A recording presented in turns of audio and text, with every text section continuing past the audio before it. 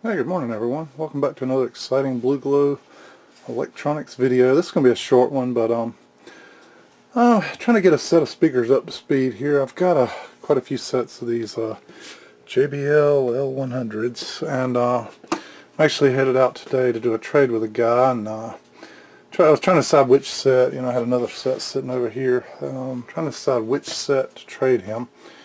And I'm wanting to give him a nice set, and these actually have some pretty good wood on them. However, there's a couple issues with these speakers that I'm going to fix this morning. One, if you'll notice when you push on this woofer, see it moving in and out, right? This one doesn't move at all. Voice call is fried in the speaker, so we're going to fix that. Two, this one has the nice foam surround here on the tweeter, and this one, the foam surround is gone. And the third thing we're going to fix here real quick this morning, this one has the original JBL binding post on the back, which 9 times out of 10, as you can see, the little caps are broken, the springs are out of them, and they don't connect well. So we're gonna do all 3 of those things here real quick this morning. Okay, the good news is, to fix this woofer and to fix the binding post, the procedure is the same.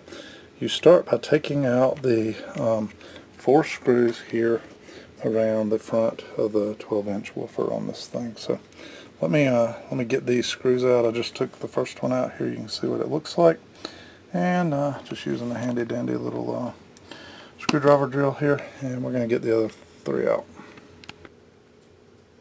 As you can see, the 4 screws are out, but this woofer has not just jumped out of the socket here, and they don't come out easy. Let me show you what not to do here real quick.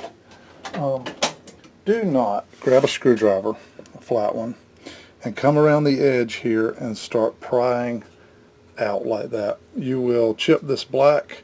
This is particle board, and you'll have a nice ugly spot on the front of your speakers right there. So let me show you what you should do instead. Instead, if you'll get a screwdriver about the same width as the screws here, and put it inside of the hole here like this, and get to where you're behind the speaker cage and kind of pry outwards like this. And it's not easy, but eventually you can see here this thing starts coming out. I'm going to put the camera down and get this thing before it drops. Alrighty, guess what? There's the 123A speaker that came out. You can see these things are a monster. That's why these L100s are such great speakers. But you see they just come down here to the same type push terminal strips that were typically on the back of the speakers here, but you can see the springs and the caps are off of those. And you can see these things are kind of foam surrounded inside here, and you can see up in there where those 2 speaker wires go, right up here into the binding post. And we will be getting up into there to remove those here in just a second. But we're actually going to replace this speaker. It's not an easy way to get these reconed. I'll probably hang on to this just in case one day somebody invents a good way, but I just happen to have a spare 123A right now. You can see why these things were so hard to get off. Look at that. That's the particle board that was right here. It's actually kind of glued here. So these things that over time, that's why that thing was stuck in there so well. Alright, you can see up inside the speaker here. You can see way up in here these great big potentiometers that are part of the presence and the brilliance on the control panel there. Crossover panel, I should say. You can see way up in here the tune port that actually goes up into the outer speaker here. You can see that, and then you can see this like 5-inch here round cone, and it's capped on the back. It's solid, you can see there. So it's kind of ported as well for this for the mid-range. And here's what I was wanting to show you. A couple things down in here. You push the insulation back, and you can see this little square pad here, and this is the pad that the terminals are connected to. As you can see, the original factory ones, it's a screw on each side, and it goes through and it mounts to that little brass stud on the other side. We're going to unscrew these, they'll come loose. But if you'll notice how this little square pad here is held into the bottom of the speaker, It's just a little bit of a staple there and a little bit of glue around. So one of the things you've got to do when you get ready to do this is you've got to install these style speaker lugs. And these little studs right here, I can't tell you exactly the size of that off the top of my head, but they're too big to go through the holes that will show up there. So you'll end up having to drill out these holes right here just a little bit. One thing you want to make sure of is that you do that from the inside of the speaker down like this and push forward on this board into the back of the speaker and drill through it. If you turn the speaker around, let me give you an example here. Let me walk around over here. If I can slide through here, maybe. If you come around on the back side of one of these and put your drill right here and start pushing and drilling through, I've seen it a few different times. These boards will break loose and basically fall inside the speaker. And then you end up having to glue this board back in with some epoxy, which takes a day for it to dry before you can proceed forward. So always make sure you drill from the inside out and you won't have that problem. And as I sneak around over here, okay. So we're going to go ahead and get these out. One other thing I want to show you here real quick. We're going to use these style, you know, at the end of the day, the right here in the middle is where the board ends up going. So you got all this on the inside and all this on the outside, and those little speaker lugs will end up probably soldering them onto this, to be honest. Make sure we got a good snug fit over time and they don't come off. This is what you do not want to use. This is another style of banana jack. I use these a lot on amplifiers because nice and concise, they stay put, whatnot. But these won't fit. If you notice, the holes are way too wide on these things down in here for this style. So just a heads up. We're going to go ahead and get these things loosed and drilled out. And you can see here what I just took out, this flimsy little thing that were original on these, and this pretty massive, you know, gold-plated unit I'm about to put back in here. You can see that. Also, you know, I kind of took the stud of one of these and held it up a couple different drill bit sizes to get the right size where that would go through there. And it turns out that a 1/4 inch bit right here is what I'm going to end up using as I go to put this thing in. So I'm going to get these things drilled out. It's a real simple matter of just you know, kind of getting your drill down in here a little bit. Sometimes a little awkward because your battery will get in the way, but we'll get this thing right down in here and you know, just drill out this hole right here. It's pretty simple. Alright, while I'm waiting on my drill to charge here, the battery went dead mid-second hole. I thought I'd dig in my box here of L100 parts. I keep, you know, the white pegs that hold grills on, as well as a couple spare tweeters here that I know are good. And I usually keep some of these the foam rings that go around the tweeters here. But I think before I want to put that on, I want to get this old one off here. So got a little bit of work to do here to clean these up. Typically they come off pretty well. You just got to be real careful, make sure you don't pull these ultra fine wires here that connect to the tweeter. Let me work on that while the drill battery charges up a little bit. Okay, we got them all cleaned up here. If you'll notice, these things have a little bitty piece of tape over them holding these wires in place at the top and the bottom. Try not to ever mess with those. Those are actually, they go to the voice coil of these tweeters. And if you mess those up, you've kind of lost the speaker here. The other thing about these, a lot of people ask me about the dust covers in the center here that are almost always dinged. You can see, ooh, I've got one still complete without a ding, but that one's certainly dinged up. If the tweeter is playing, I would leave it alone. I've seen people try to put a pin in there and pop it out. I've seen people try to use a little bitty vacuum cleaner attachment and try to, you know, kind of suck the thing out. But all these things you're doing, if you're not, you know, careful, you're risking messing up a really good tweeter. So I typically just accept them as part of the aesthetics of these old speakers and leave them alone myself. But we're going to get the foam rings on here and Supposedly these help with a little bit of the brightness from these. Don't know if that's true or not, but they came that way, so I'm going to put them back on there. Alright, we got it on. One thing when you put them on, you have to go around and got a little bit of animal fur there. But you have to go around here and kind of push them like I'm doing here all the way around to make sure that you're getting the inner part flushed against the metal as much as the outer part. But you can see that actually looks really good on there. And you can see the old one here that's starting to deteriorate kind of from the factory. I'm going to go ahead and pull this one and put a new one on here so that they match. Alright, that literally took about 30 seconds. The old one peeled off, complete, intact. Pulled the back off of the new one here and stuck it on there. You just have to kind of line it right over the center as you're doing it and push it on there, and then you just kind of have to work your finger around here and get it to push down around the speaker really good and make sure it's touching the metal all the way around. And as you can see, they both look pretty good right now. These little foam rings like this, you can get them on eBay. Some guy sells them for about 10 bucks for a set, $9 and something, if I'm not mistaken. And they, you know, at the end of the day, they make the speakers look all original and look really good. The mass majority of these out there you will find have dry rotted and fallen apart.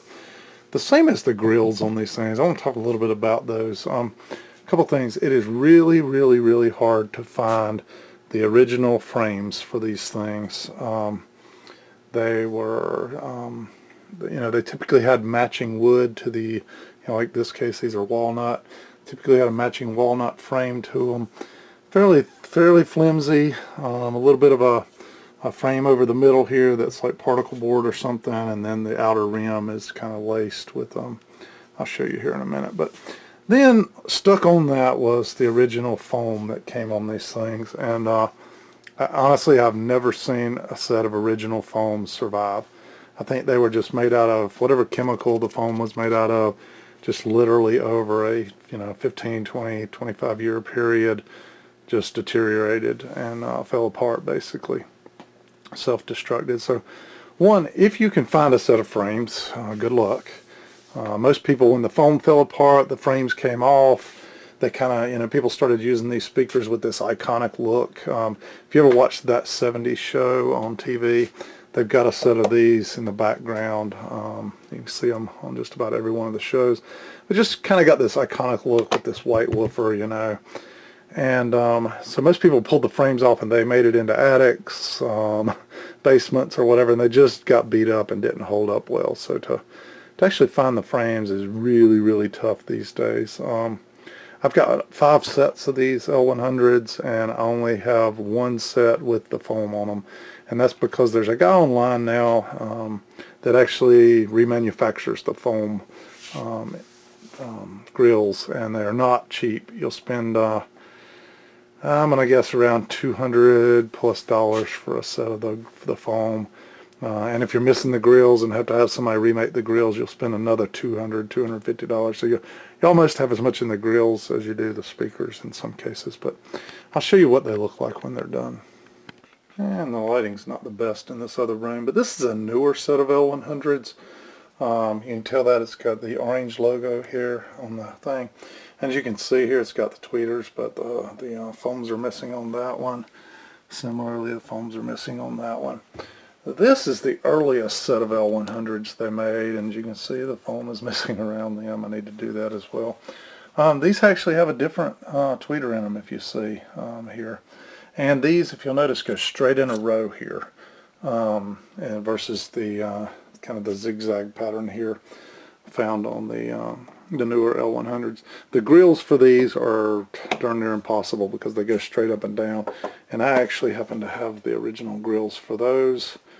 I don't think I have grills for these. I do for the ones that we're repairing in there, and then I've got one other set I'll show you here in a second.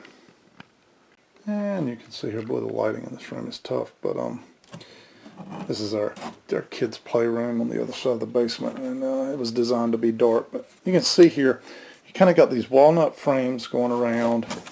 On the back side here, you kind of got the particle board, and they are cut out here, as you can see, for the kind of for the shape of the speaker as they come around here. But and you can see where the little pegs go in here to hold these things on. This thing flipped over. But you can see what's happened to the foam that was on these things. I mean, literally, the foam just deteriorated and fell right off. You can see where it was glued on.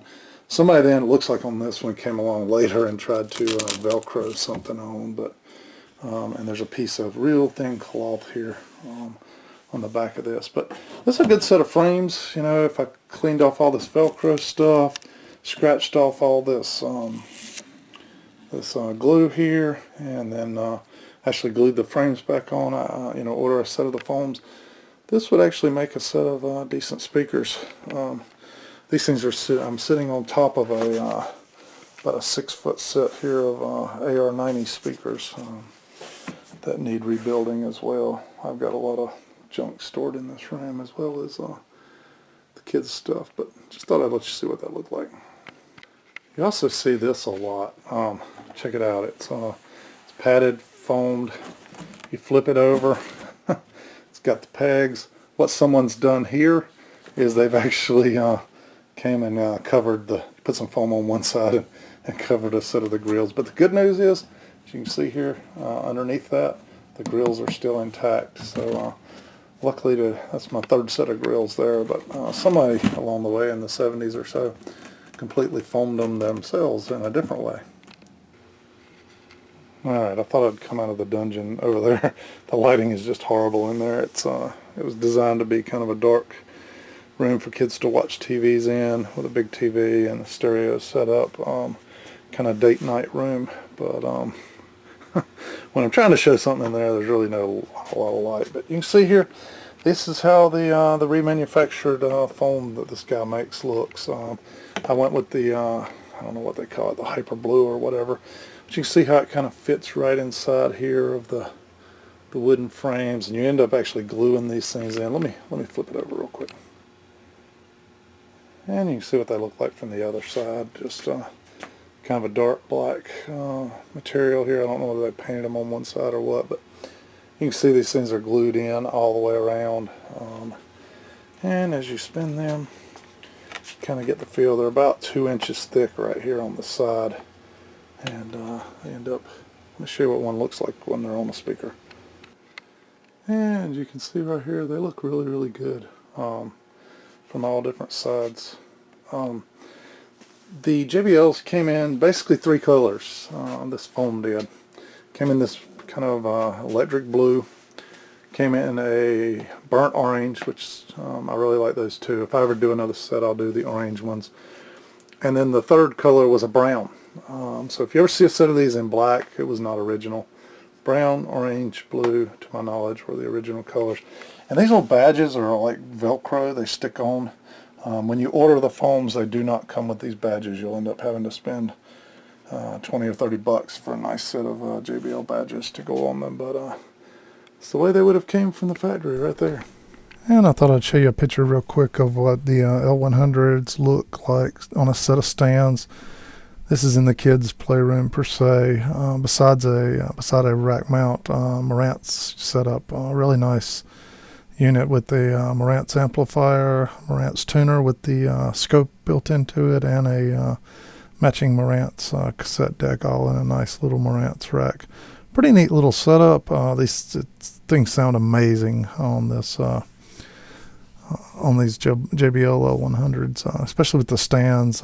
These things, the metal angled slightly, and got metal spikes going into the carpet. Just thought I'd show you what this setup looked like over there in the other room. Okay, tip number 202 for this day. When you go to put in terminal banana jack speaker lug terminals like this, always screw the ends here all the way out. The reason being is if you leave these things screwed all the way in, they'll actually go further than they should. I'm just screwing it down here to take a second. They'll actually go further than they should, And then when you tighten everything up inside, so you'll come from the back side, you can see here how I've got the screw for the black one sticking through. You'll tighten everything down and everything will seem fine. And then the moment you go to back this out to screw in a set of speakers to kind of plug them through the holes right there, it loosens up what you've got going on here, tightened between these two pieces of plastic, and all of a sudden you got a loose speaker terminal. So always back that out before you install and tighten down these this bolt right here. Otherwise you've got this pushed down too far in this, kind of down in this direction, and you're binding more against this than you are the end of the stud there. And when you go to loosen it, like I said, it'll loosen up just a tip.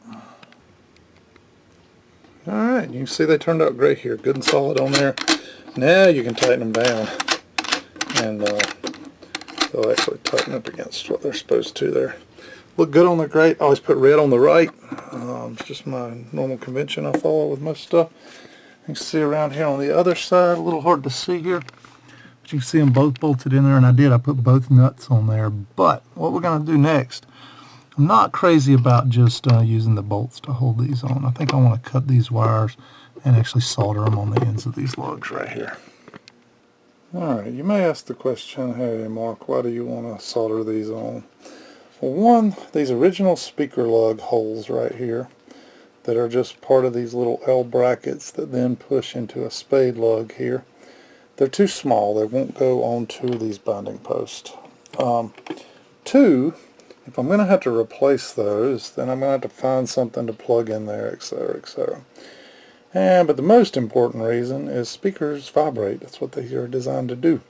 And I would just as soon cut these, solder them on there, and never have to worry about it again. Did the spade lug come loose? Did the nut come loose? Whatever. If you solder those things on there, you're never going to have a problem with these things.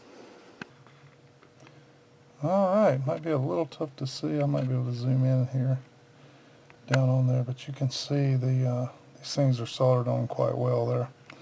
I think we should be good to go on those at this point. We're going to get these, let them cool down just a little bit, and I'm going to pull this foam back around as much as I can here, like it was originally. And then we're going to drop drop the new speaker in here. Alright, I've got the new speaker sitting upside down in here. One, I thought I'd show you a couple of neat things about it. One, it's a brand new speaker, and how do I know that? This rubber ring that gets squished here when you tighten these down is not squished, it's round. If you ever pull one out, you'll notice that thing's kind of squished flat. It's almost like a rubber gasket all the way around. But two, I just thought I'd show you the significance of these speakers. I mean, these things are massive. Nice, huge voice coil, huge magnet here on the back, huge frame on this thing, solid as a rock. Air ventilation here for the voice coil. As you can see, these are Signature Series model JBL 123A-1, impedance 8 ohms here. Just amazing woofers here that these things are.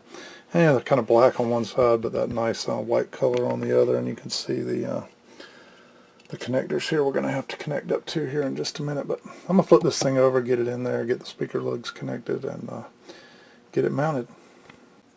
Okay, a couple things when mounting them.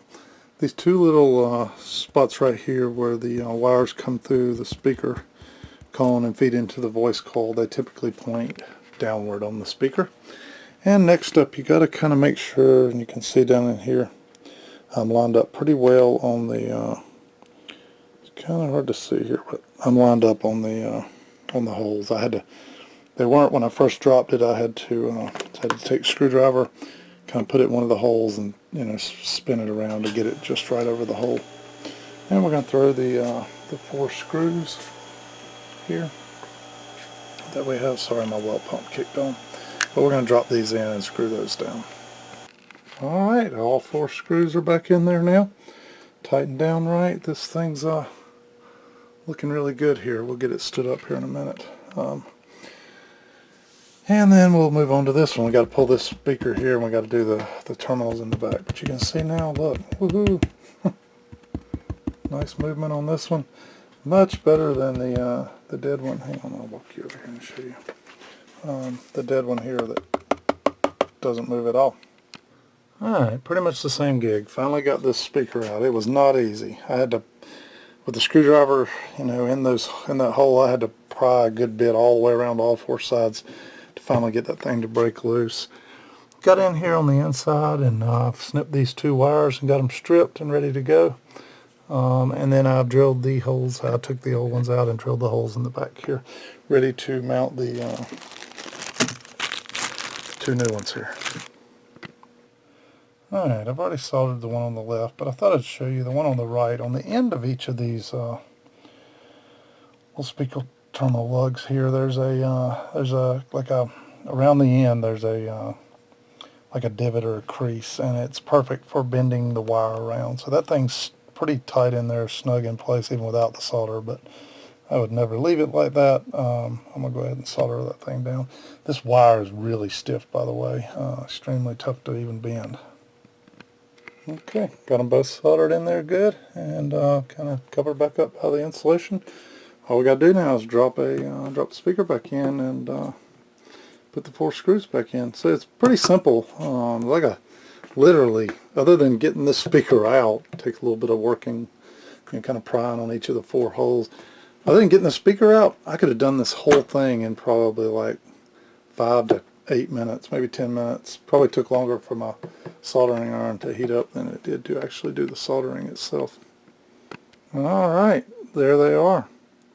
Absolutely beautiful, and I think these things look look really, really good here. So tops on them are beautiful. The side view on them is beautiful. These are just some really nice speakers at this point in time.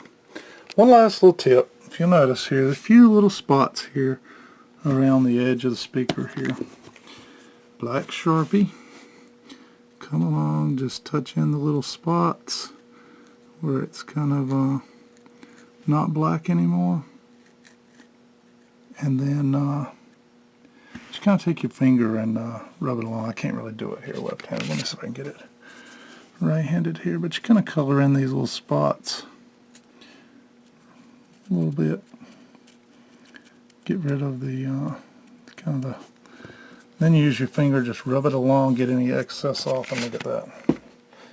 From more than half an inch away, you would never be able to tell that there was a little chip there before. So yeah, these turned out quite nice, if I must say so myself. I see one little spot right here. Come along, do the same thing, touch it up in here. A little divot right there. Clean them over. Never see them for more than, like I say, a half inch away. Guys and gals, really happy with how this set turned out. Couldn't be any happier. Hope everybody's having a good time here watching these videos. This is probably a 10-minute video at this point, and hopefully you've learned a little bit about JBL L100s. These things sound amazing, by the way. Oh, one other thing, if you haven't turned these in a while, I would recommend just kind of working them back and forth. They're really heavy-duty potentiometers. I would just work them a little bit, and just to make sure that they, they get freed up a little bit and don't get corroded in a spot or two. And I usually run these things on the laboratory standards. The thing about the L100s, a lot of people don't know this, but these were the studio reference standard for the last, gosh, I don't know, since the early 70s all the way up through the 80s and 90s for recording studios around the world. So if you think about that a little bit, you've actually got bands going into a studio, recording their music, and then it's being played back over these into this recording studio. This is what the person doing the mixing is listening to the music on then. So put a little math behind that, and or a little intuition, and what you kind of come up with is, wow, they were really tuning their music for what sounded good on these speakers. So ultimately you could say that a lot of the music recorded through the 60s, 70s, and 80s were really tuned specifically for these speakers. You know, I know a lot of like, you know, Hendrix stuff, Zeppelin, um, Bob Seger, on and on and on. These were what were hanging in the recording studios as the reference monitors. And if it wasn't the L100, it was the, you know, the brother of these, the 4311, 4312 speakers, which are really the exact same speakers in a more industrial cabinet. Some point along the way, JBL realized, hey, these reference monitors are really amazing. We could make some money off of them if we put them in nice wood grain cabinets. And so that's really what they did. They made some nicer cabinets for them. That's really the big difference between these and the professional series. Exact same speakers, exact same crossover, exact same tweeters, mid-range, etc. Things are looking good. I'm going to go get them put back in the other room, test them out, make sure they sound good, and put them up on the shelf. Probably won't use them again, but a secret, don't tell my kids this, but when they all get married, I've got 3 teenagers, I'm giving each one of them a set of L100s and you know, like a restored Fisher 500C or 800C for their house as a housewarming gift. So, so little did they know that's what I'm doing today, is getting something ready for them. Thanks again, everybody, and we'll keep making some videos. I'm out over vacation now, and I hope to get quite a few made. Thanks. And if you guys are starting to learn my videos, don't ever stop when I say we're done. I may add more to it. Just curious, I thought I'd get the back off of this dead speaker and see what the fried up voice coil looked like. So I went and I removed the 3 screws here that hold the magnet cover on, and infamous JBL style, they put a wax seal in one of these. I guess it's so they know whether they've been modified or not, but it's actually got the little JBL logo stamped into the middle of the wax seal, kind of like some piece of parchment from the 15th century there. Anyway, I'm going to dig that out and see if we can get this screw out real quick. And much to my surprise, it's not wax, it's hard plastic that they melted down in there. As soon as I started prying on it, that stuff just shattered and went everywhere, but you can see what it looks like now. They got that broken out. Alright, and all 4 screws are finally out. If you'll notice this one, the glue, the plastic, it ended up stripping out. I ended up having to cut a notch across it so I could use a flat blade screwdriver, but finally we got it out. So let's see. First off, this thing, it will come straight up. So up it is. And somebody asked, I posted a picture of one of these speakers the other day on my Facebook site, and somebody asked, hey, was that thing just a dust cover, or was it the magnet? Well, you can see here in the fact I can barely hold that thing up, it is the magnet. Hang on and we'll weigh it real quick. Okay. This is one of my better Goodwill finds. So walked in one day and there sat this set of scales with this little control panel here, and it wasn't working. I paid $5 for this at Goodwill. Brought it home, dropped a battery, a 9-volt battery in it, and these scales work perfectly. So somebody threw away a good set of scales because the battery was dead. At any rate, things sell for like 140 bucks online, and so let's see what we got here. But that's the magnet, and you can see all that's in the middle here is a little screen for the cooling, and 6.2 pound magnet on the back of this thing. That's where all the weight in these speakers come from, as you can tell. And then we get over here and we look at the voice call, and first thing I notice is it's kind of dark around the edges here, as you can see. All the way around, pretty dark, but that's not what, you know, the outside's pretty smooth. It's when you get to the inside here, you can see it's bubbled up. So it's gotten hot, and it's actually melted into, you can see here, it's melted the inner part of the coil up here. In other words, these wires got hot and melted through and burnt into the paper, basically. And this whole thing right here, this sleeve, this is supposed to be just, you know, a few microns thick or what, go up and down inside of this groove here in the magnet. And since this thing's all bulged up there, it wouldn't be able to move. So theoretically, you know, if this magnet is good, this frame is good, the spotter down in here is good, if I could find a new voice coil here, the right size and diameter, I could cut the center cone out, I could glue it back into the spotter here, to the middle cone, and I could get this thing rocking again. So I'm actually going to look and see if I can find another voice coil out there, or measure this one and see if any of these speaker parts companies would have one that would get this thing rocking again. And these little things are not cheap. This one's got a little stain on it over here, which would bleach out. I don't know, I could try it, but you know, everything about this is good. So we're going to hang on to it and see if we can find what it takes to repair it. Again, thanks everybody for watching. I think this will be the end of the video. And as you understand, whoever asked that question, it is the magnet. That thing is a monster. It's 6.2 pounds.